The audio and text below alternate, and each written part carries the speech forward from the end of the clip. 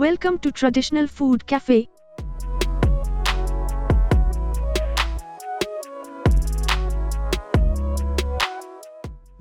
மிக சுவையான வாழைக்காய் தயிர் பச்சடி செய்வது எப்படி என்று பார்ப்போம்.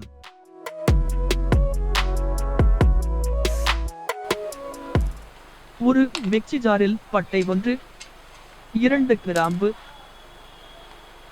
ஒரு சின்ன துண்டு இஞ்சி, பச்சை மிளகாய் 1, தேங்காய் 1/4 கப், சோம்பு 1 தேக்கரண்டி சேர்த்து நன்கு அரைக்கவும். வாணலியில் 1 மேசைக்கரண்டி எண்ணெய் ஊற்றி காய்ந்ததும் பட்டை 1, 2 கிராம்பு,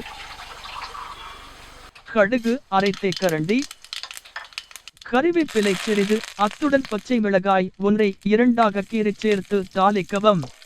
பின் 2 வாழைக்காயை தோல் சீவி சின்ன துண்டுகளாக நறுக்கி சேர்த்து நன்கு வதக்கவும். அத்துடன் அரைத்த மசாலா மற்றும் சிறிது தண்ணீர் சேர்க்கவும்.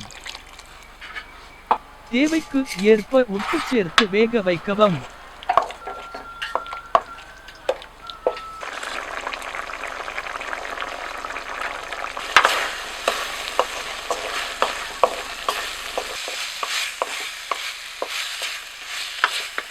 நன்கு வெந்ததும் 1/4 கப் தயிர் சேர்த்து ஒரு கொதிவிட்டு இறக்கி கொத்தமல்லி இலை சேர்த்தால் சுவையான வாழைக்காய் தயிர் பச்சடி தயார்.